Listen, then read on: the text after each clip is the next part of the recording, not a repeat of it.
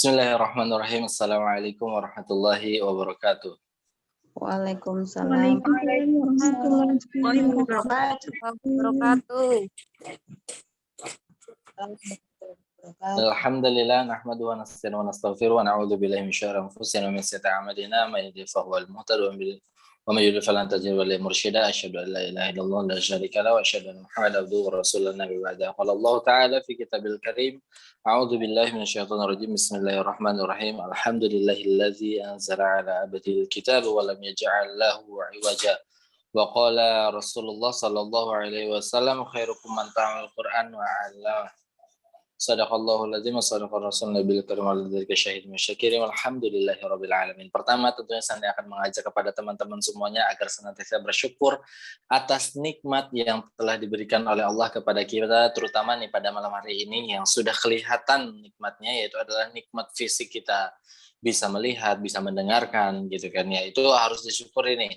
Coba sekali-kali ketika teman-teman bukan sekali-kali, harusnya setiap hari ya, setiap hari teman-teman setelah sholat bilang syukur ya Allah, terima kasih karena masih memberikan nikmat penglihatan, nikmat pendengaran, nikmat berbicara, nikmat mencium seperti itu. Karena hal tersebut Allah pinjemin gitu ya, bukan ngasih tapi dipinjemin, yang dimana di akhirat kelak nanti bakal ditanyain lagi seperti itu. Apakah fisik gitu kan, nikmat fisik yang saya sudah pinjamkan ini digunakan hal yang bermanfaat atau tidak, seperti itu ya. Kalau misalkan hal yang digunakan fisik kita digunakan hal yang bermanfaat, surga.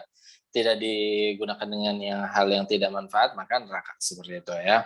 Kemudian nikmat apa lagi? Nikmat kesempatan, yang dimana mungkin teman-teman yang sudah bergabung di Ngaji Itu Gampang angkatan pertama, ya angkatan ketiga, grup pertama ini sebenarnya banyak seperti itu ya, sudah gabung itu banyak, hampir 100 lebih, tapi ternyata yang gabung hanya beberapa orang saja seperti itu, karena yang mungkin saja memang belum diberikan nikmat kesempatan oleh Allah seperti itu. Tapi teman-teman adalah orang-orang yang terpilih oleh Allah gitu kan, yang dimana sudah ditulis di Lauhul Mahfuz sana bahwasanya teman-teman pada tanggal sekarang 18 November jam sekian, teman-teman sudah ditakdirkan oleh Allah untuk mengikuti kajian pada hari ini. Makanya harusnya bersyukur seperti itu, karena ketika teman-teman mempelajari ilmu dan ilmunya dari ilmu Al-Quran, maka beribu-ribu malaikat sudah menaungi teman-teman semuanya, seperti itu.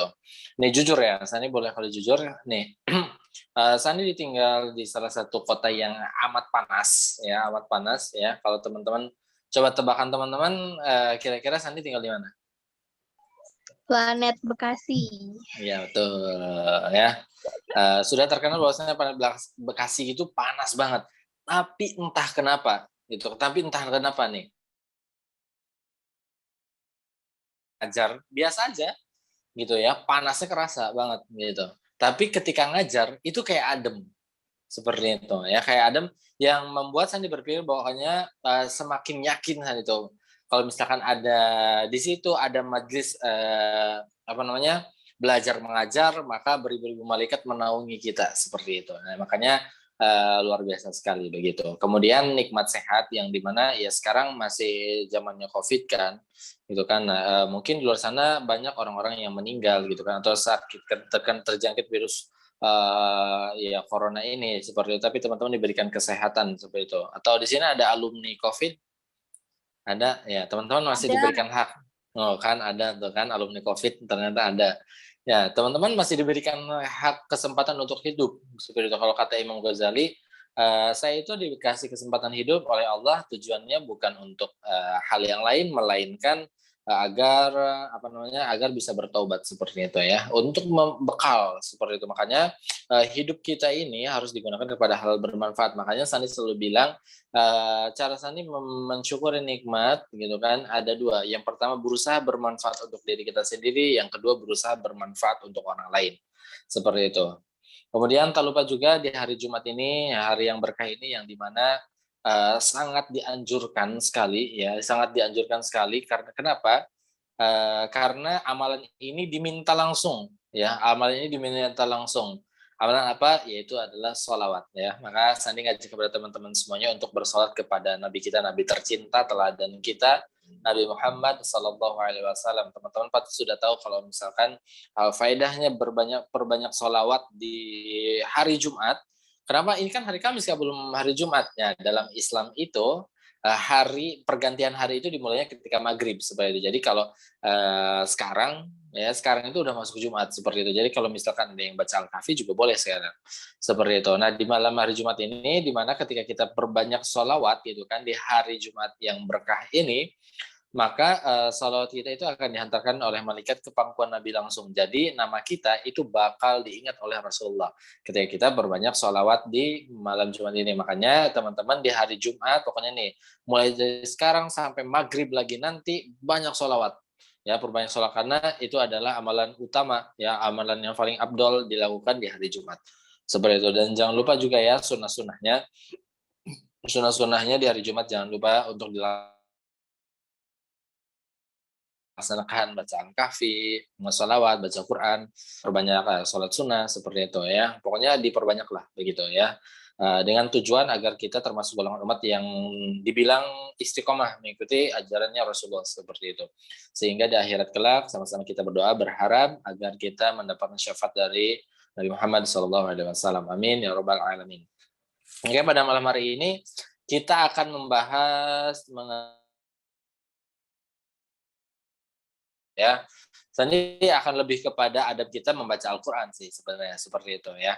Karena ini yang harus diketahui oleh teman-teman semuanya gitu ya sebelum teman-teman belajar Al-Qur'an. Apa aja sih yang harus diperhatikan ketika ketika kita berinteraksi dengan Al-Qur'an seperti itu ya. Apa saja yang harus diperhatikan seperti itu. Nah, kita memiliki adab. Nah, kita akan membahas tentang adab-adab saja seperti itu ya.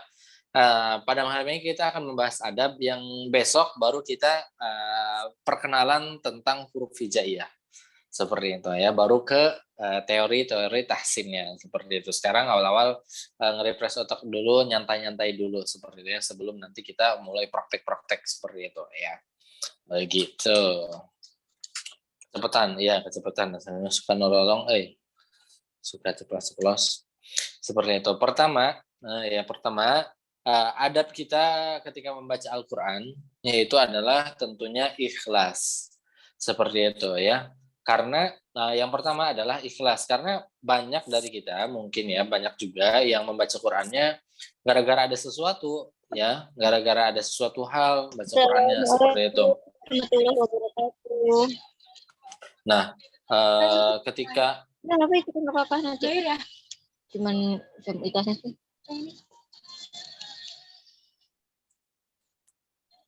Assalamualaikum warahmatullahi wabarakatuh. Apa ya? Assalamualaikum nih. Ya, entah. Sip. Nah, lupa tadi apa. Banyak orang yang ketika membaca Qurannya gara-gara sesuatu gitu. Contoh, ini contoh yang banyak orang yang tidak ikhlas. Contoh, banyak orang yang mengharapkan membaca Al-Waqiah dengan harapan dapat rezeki seperti itu. Nah, atau membaca Yasin karena di malam Jumat seperti itu. Nah, banyak yang berharapnya seperti itu, bukan karena Allah. Ya, makanya Sandi salah satu orang yang menganggap kalau misalkan tidak mengkhususkan satu ayat. Seperti Sandi termasuk orang yang tidak mengkhususkan satu ayat. Contoh misalkan Sandi kalau misalkan butuh rezeki, apa iya baca Al-Waqiah? Sandi termasuk bukan orang yang seperti itu, mengkhususkan satu hal berikut. Terus gimana Kak? Gitu kan? Kita harus percaya aja hadis di mana Rasulullah bilang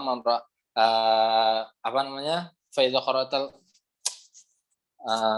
man qara harfan min kitabillah fal hasanah wal hasanatu bi asyri amsalihha gitu kan. Ingat aja hadis tersebut yang di mana ketika kita membaca satu huruf dalam Al-Qur'an maka kita akan diberikan satu kebaikan. Satu kebaikan itu maka akan dikali lipatkan 10 kali lipat. Jadi kalau misalkan kita membaca Al-Qur'an dengan niat ridho karena Allah, tidak ada niat yang lain apalagi niat keduniaan, maka Qurannya ikhlas seperti itu. Jadi kalau saya sih berharap kepada teman-teman sekali lagi jangan mengkhususkan satu surat untuk perkara dunia seperti itu ya. Jangan mengkhusus seperti itu. Contoh ya tadi Sandi bilang, misalkan gara-gara pengen rezeki gitu kan, jadi baca Al-Waqiah aja kan bagus kalau Al-Waqiah. Semua ayat Al-Quran itu bagus untuk rezeki, misalkan seperti itu. Semuanya bagus kok. Seperti itu. Jadi harapan Sandi kepada teman-teman semuanya, jangan sampai mengkhususkan satu surat seperti itu ya, untuk mengharapkan sesuatu begitu. Jadi ketika teman-teman membaca Al-Quran, maka hadirkanlah keikhlasan teman-teman membaca Al-Quran seperti itu ya. Jadi jangan berharap yang lain. Satu, nah itu satu. Nah, yang kedua ini menghadirkan hati seperti itu ya. Menghadirkan hati maksudnya fokus. Ya, jadi teman-teman ketika membaca Al-Quran itu benar-benar fokus, benar-benar menghadirkan hati, benar-benar menghayati seperti itu ya. Karena nggak jarang orang baca Quran tapi masih ingat hutang gitu kan ya. Lagi apa namanya? Lagi baca Quran tiba-tiba ingat apa gitu kan, atau misalkan kadang baca Quran sambil di sampingnya handphone, ngelihat handphone lagi seperti itu. Jadi nggak fokus. Ya makanya harus menghadirkan hati. Udah luar biasa banget kalau teman-teman baca Al-Quran itu bisa nangis. Ya, itu luar biasa banget gitu. Apalagi kalau misalkan hatinya bergetar, ya, surat Al-Anfal. Ya, ciri orang yang beriman adalah ketika dibacakan Al-Quran maka hatinya bergetar gitu. Nah, maka kalau misalkan teman-teman dengar ayat Al-Quran, baca ayat Al-Quran belum bisa nangis, belum bisa hatinya bergetar, maka pertanyakan iman kalian, kenapa? Gitu kan ya, apakah karena hati kita setertutup itu gitu kan, ketika dilantunkan ayat suci Al-Quran kita tidak merasakan efek sama sekali. Nah makanya harusnya diperhatikan seperti itu. Makanya sekali lagi saya ingatkan kepada teman-teman semuanya, yang kedua adalah hadirkan hati ketika membaca Al-Quran seperti itu. Karena kenapa? Karena ini adalah kalam Allah ya, kalam yang luar biasa, perkataan yang paling agung yang ada di dunia ini adalah ya Al-Quran ya, perkataannya Allah ini, perkataannya apa namanya, Tuhan kita semua gitu ya. Makanya Al-Quran ini adalah hal yang mulia, perkataannya bukan perkataan sembarangan seperti yang bisa dikarang, yang bisa dirubah, enggak. Ini adalah perkataan yang mulia yang sulit ya, begitu ya. Jadi ada yang sempat mau menandingi apa namanya, menandingi ayat Al-Quran aja itu apa namanya, malah nggak benar gitu kan ya. Contoh ada orang yang mau menandingi bikin surat gitu kan, bikin surat sendiri ya, menandingi surat Al-Fil, dia bikin surat lagi, surat Al-Fil gitu kan, tapi dia apa, malah bukan ayat gitu kan, surat-surat yang mulia, bukan hanya sebatas ini gajah, ada belalainya, ada taringnya, gigi apa namanya, kakinya ada 4, cuma gitu-gitu doang, nggak bisa seagungnya Allah seperti itu ya, yaitu Al-Quran. Makanya ketika membaca Al-Quran hadirkan hati. Seperti itu ya. Kemudian yang ketiga, ya. Nah, ketika teman-teman membaca Al-Qur'an seperti itu, pastikan ya di sela-sela teman-teman membaca beberapa ayat yang teman-teman juga pelajari seperti itu ya, sambil tadabur juga. Ya walaupun satu ayat belajarnya nggak apa-apa. Jadi jangan sampai cuma belajar cuma membaca tapi nggak ada yang dipahami apa yang dibacanya. Minimal satu ayat ajalah ada yang dipahami. Ya, teman-teman buka tafsir atau misalkan baca terjemahnya, pasti ada ilmu yang teman-teman bakal dapat ketika membaca Al-Quran, terus berusaha untuk mentadaburi Al-Quran seperti itu. Karena banyak banget kok, banyak manfaatnya. Makanya pesan dari saya ketika teman membaca Al-Quran, minimal satu aja ayat teman-teman pelajari seperti itu ya, tentang ayat tersebut ya, entah itu tentang kisah, entah itu tentang hukum, entah itu tentang akidah, apapun ya. Jadi teman-teman pelajari lagi seperti itu ya. Itu yang ketiga. Yang keempat, ini yang paling penting juga seperti itu ya. Yang termasuk adab kita terhadap Al-Quran gitu kan, ketika membaca Al-Quran itu adalah memperhatikan tajwid seperti itu ya. Kemarin tadi udah dibahas ya, tajwid itu apa. Tajwid itu sama aja dengan tahsin ya, pokoknya segala memperbaiki baca Quran dinamakan dengan tajwid semuanya ya. Semuanya yang pokoknya tentang memperindah, memperbagus bacaan kita, memperbaiki bacaan kita, itu semuanya dengan tajwid. Nah, ketika membaca Al-Quran, termasuk adab kita terhadap Al-Quran adalah yaitu Ya, adab kita terhadap Al-Quran adalah memperhatikan tajwid. Seperti itu. Makanya kalau kita membaca Al-Quran tanpa tajwid, tanpa mempraktekkan tajwid, termasuk orang yang tidak beradab terhadap Al-Quran. Termasuk orang yang tidak beradab ketika membaca Al-Quran. Seperti itu. Makanya penting sekali ya teman-teman mempelajari tentang tajwid. Syukur-syukurnya Alhamdulillah teman-teman akhirnya masuk di ngaji itu gampang untuk memenuhi adab ini seperti itu. Nah harapannya ketika teman-teman, tapi jangan mentang-mentang oh kata Kak Sandi kalau nggak praktek tajwid nggak beradab sama Al-Quran saya nggak usah baca Al-Quran, salah juga ya. Membaca Al-Quran salah-salah tanpa tajwid itu berdosa. Kemudian tidak belajar Al-Quran, tidak membaca Al-Quran juga berdosa seperti itu ya, sama-sama berdosa. Maka jalan tengahnya adalah nggak apa-apa bacanya salah-salah disertai dengan belajar seperti itu. Ya begitu. Nah kemudian disunahkan untuk memperindah ya. Ini masih poin keempat ya, memelihara tajwid, terus memperindah dengan cara berirama seperti itu ya. Karena salah satu sunnah Nabi adalah berirama seperti itu ya, mengajinya begitu. Kemudian yang masih poin keempat itu ngajinya tartil. Jadi perhatikan tajwid, perindah, kemudian tartil. Tartil itu maksudnya santai. Jangan sampai seperti itu. Ya, tapi benar-benar menghayati tartil aja tartil. Tartil itu santai. Gitu, jangan buru-buru seperti itu karena dalam membaca Al-Qur'an mah tidak terlalu penting kuantitas itu. Yang penting adalah kualitas. Seperti itu. Teman-teman mungkin membacanya oh saya baru bisa membaca 1 halaman per hari gitu kan. Tapi kalau kualitasnya bagus itu luar biasa banget gitu ya. Tetap kebaikannya bakal beribu-ribu datang kepada kita seperti itu ya. Itu poin yang keempat, adab kita terhadap Al-Quran. Seperti itu. Kemudian yang kelima, ini yang paling sering dipertanyakan seperti itu, adalah bersuci. Ya, teman-teman, ini adalah hal yang penting gitu kan ya, bersuci. Hal yang penting ketika teman-teman membaca Al-Quran seperti itu ya. Indikasinya dari mana gitu kan? Indikasinya bedakan ya. Pertama bedakan dulu ya teman-teman. Saya akan membahas tentang bedakan antara membaca dan menyentuh seperti itu ya. Ya kalau misalkan membaca Al-Quran gitu kan, membaca Al-Quran ya diusahakan gitu kan, diusahakan dalam keadaan suci seperti itu, karena itu adalah bentuk adab kita terhadap Al-Quran seperti itu ya, adab kita terhadap Al-Quran seperti itu. Kemudian pasti timbul lah ya pertanyaan seperti itu. Oh ya, ya di sini kita bahas gitu kan, pasti timbul pertanyaan gimana Kak kalau yang haid seperti itu ya.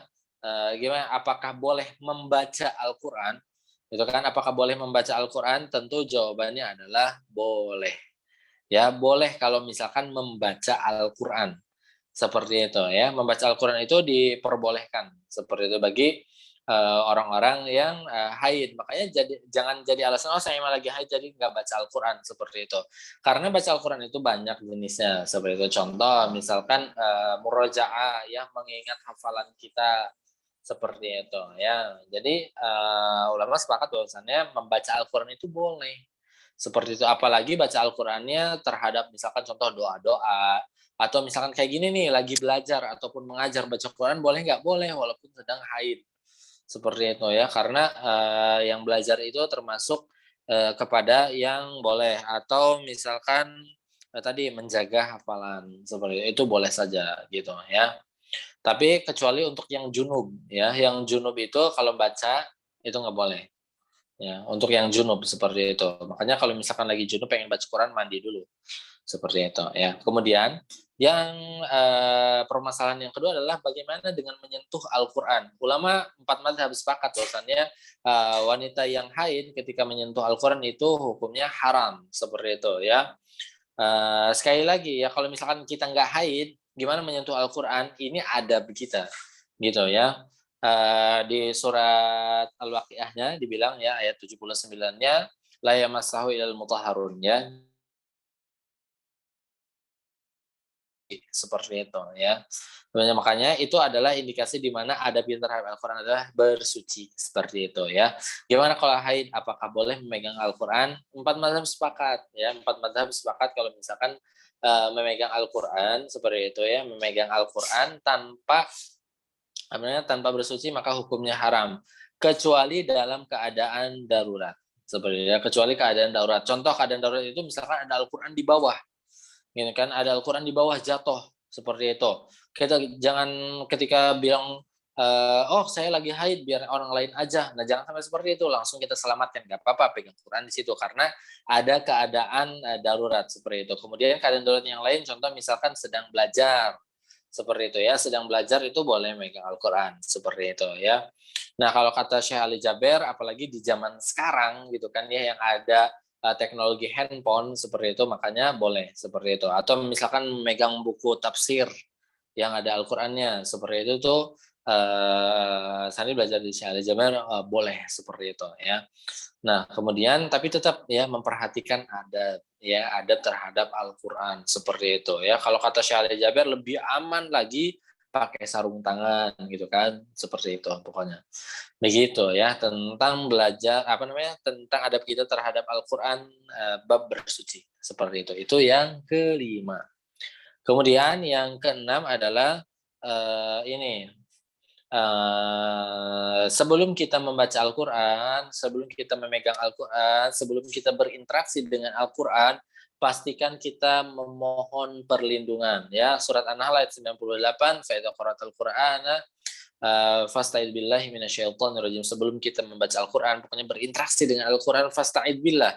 Minta perlindungan dari Allah, fasta'id billah minasyaitonir rajim, dari godaan setan yang terkutuk seperti itu ya. Jadi diingatkan lagi bahwasannya sebelum kita berinteraksi dengan Al-Qur'an pastikan kita tahu terlebih dahulu ya. A'udzubillahi minasyaitonir rajim. Minta perlindungan sama Allah. Kenapa minta perlindungan? Karena nih mungkin di antara teman-teman mungkin ada yang ketika membaca Al-Qur'an kemudian ngantuk ya kan, atau teringat hutang lagi, teringat apa gitu ya. Nah, itu godaan setan. Makanya ketika membaca Al-Qur'an biar kita ikhlas, biar kita fokus baca tahu terlebih dahulu seperti itu supaya kita bisa fokus terhindar dari godaan-godaan setan ya, godaan ngantuk, godaan capek seperti itu ya. Kadang orang di zaman sekarang tuh gitu, buka handphone sampai berlama-lama layar segala macam kuat. Baca Al-Qur'an baru juga 1 lembar udah kayak ngerasa capek seperti itu ya. Begitu. Jadi nanti harus diperhatikan seperti itu ya. Ada hal ini seperti itu. Kemudian yang ketujuh ya.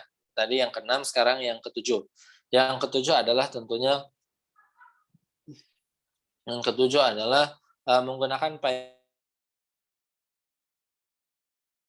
bersih dan rapi ini dibutuhkan sebenarnya untuk adab kita terhadap Al-Qur'an. Gak mungkin kan kita ya pakaian yang kotor gitu kan, rombeng-rombeng segala macam, baca Quran, megang Al-Qur'an segala macam gitu, itu tidak ada adabnya terhadap Al-Qur'an. Ingat sekali lagi ini Al-Qur'an mulia banget. Seperti itu ya. Jadi jangan sampai disepelekan ya, begitu. Nah, kemudian lebih baiknya adalah menutup aurat seperti itu ya. Menutup aurat walaupun ternyata tidak menutup aurat itu boleh. Contoh misalkan maksudnya gini, aurat perempuan ya, kalau pakai baju tetap harus pakai baju. Ya, contoh misalkan ketika lepas kerudung, misalkan di kamar lepas kerudung baca Quran boleh nggak? Boleh, tapi tidak beradab seperti itu ya. Tapi tidak beradab, begitu. Makanya harus diperhatikan nih adab kita terhadap Al-Qur'annya. Jadi usahakan pakaiannya bersih, rapi, gitu kan ya, menutup aurat lebih baik itu. Seperti itu ya, karena ini adalah bentuk adab kita terhadap Al-Qur'an. Jadi jangan sampai lah pokoknya ya anak haji itu gampang ketika membaca Al-Qur'an pakaiannya kotor gitu kan ya, tidak menutup aurat, jangan sampai seperti itu. Baik gitu. Kemudian yang ke-8 ini rekomendasi gitu kan, rekomendasi Sandi, pastikan mulutnya bersih gitu ya, jangan sampai nanti pas ngaji bau jengkol gitu kan, bau pete. Nah, jadi sebelum ngaji gosok gigi lah gitu kan ya, sunnah kok ya. Siwak sebelum berinteraksi dengan Al-Qur'an itu sunnah seperti. Jadi kalau pastikan teman-teman mulutnya bersih. Nah, khawatir juga lagi ngaji gitu kan kecium sama orang lain gitu kan ya, bau-bau kita nanti nggak enak gitu ya. Jadi pastikan mulutnya bersih seperti itu ya. Kemudian yang ke-9 tentu di tempat yang bersih juga. Nah, di tempat yang bersih gitu kan, pastikan di tempatnya bersih gitu ya. Jangan sampai, nah tadi kan ada larangan nih kalau misalkan kita di kamar mandi itu ada larangannya seperti itu. Karena itu termasuk tempat yang tidak bersih, itu tempat yang kotor seperti itu. Makanya ketika kita berinteraksi dengan Al-Quran pastikan di tempat yang bersih gitu ya. Muliakanlah Al-Quran seperti itu. Ya, jadi makanya Sandi nih termasuk orang yang nggak setuju kalau teman-teman baca Quran di kuburan. Ya, kuburan itu tanah, penuh dengan tanah, seperti itu ya. Ini kan mendoakan Kak, gitu kan, mendoakan yang ada di dalam kubur. Kalau kita percaya doa kita akan sampai, bacaan Quran kita akan sampai kepada apa namanya, kepada yang ada di dalam kubur seperti itu, kenapa tidak mengajinya di tempat yang bersih? Seperti itu ya, insya Allah sampai kalau gitu. Kalau kita percaya hal itu bisa sampai, nggak harus ngajinya di kuburan. Dan misalnya contoh ya baca Yasin di kuburan, baca segala macam di kuburan seperti itu. Kenapa harus di kuburan? Seperti itu. Kenapa nggak di tempat yang lebih bersih? Itu kan lebih mulia dan lebih beradab terhadap Al-Qur'annya. Seperti itu ya. Jadi adab kita terhadap Al-Qur'an sebaiknya dilakukan di tempat yang bersih seperti itu ya. Kemudian yang ke-10 adalah sunnahnya menghadap kiblat ya. Kalau teman-teman udah lihat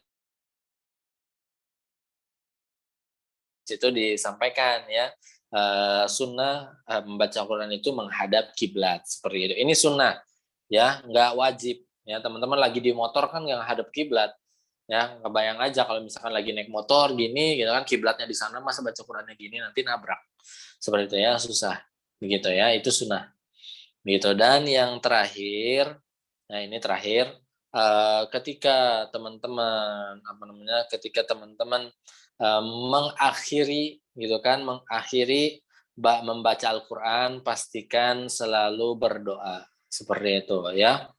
Berdoa. Jadi teman-teman jangan cukup ketika membaca Quran cukup dengan membaca Shadaqallahul Azim seperti itu. Jangan. Ya jangan merasa cukup dengan itu, berdoa pokoknya ya. Adab kita terhadap Al-Quran itu, kalau misalnya udah interaksi dengan Al-Quran, akhirnya teman-teman harus berdoa. Makanya rekomendasi dari Rasulullah ketika sudah membaca Al-Quran, bacaan apa? Baca doa kafaratul majlis. Subhanakallahumma bihamdika asyhadu an la ilaha illa anta astaghfiruka wa atubu ilaik. Seperti itu. Ya, itu doanya doa yang luar biasa. Makanya ketika teman-teman setelah mengakhiri baca Al-Qur'annya jangan shadaqallahul azim aja. Tapi itu ya, baca doa kafaratul majlis kalau udah baca Quran, subhanakallahumma bihamdika asyhadu an la ilaha illa anta astaghfiruka wa atubu ilaik. Seperti itu ya. Nah, begitu. Oke.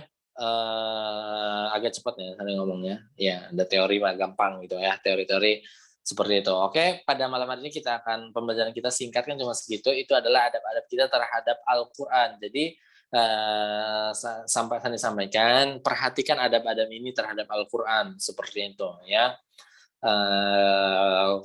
Quote of the day, muliakanlah Al-Qur'an maka Al-Qur'an akan memuliakan kita, seperti itu. Nah begitu, itu pelajaran pada malam ini. Dan teman-teman apabila ada yang pengen ditanyakan segala macam, silahkan tanyakan aja. Sebenarnya yang belum paham ditanyain aja. Semoga bermanfaat ya. Sekali lagi, saya ini selalu mengingatkan pada teman-teman semuanya, ketika teman-teman gabung di ngaji itu gampang seperti itu, pastikan teman-teman mempraktekannya. Seperti itu. Tadi kan Sani sudah kasih nih adab-adab terhadap Al-Quran. Teman-teman jangan lupa untuk dipraktekkan. Seperti itu. Oh, saya sudah belajar nih dari ngaji gampang adab-adab terhadap Al-Quran, maka langsung dipraktekkan. Seperti itu ya. Siap untuk mempraktekannya? Siap. Harus siap. Ya. Baik, terima kasih. Semoga bermanfaat. Terima kasih atas perhatiannya.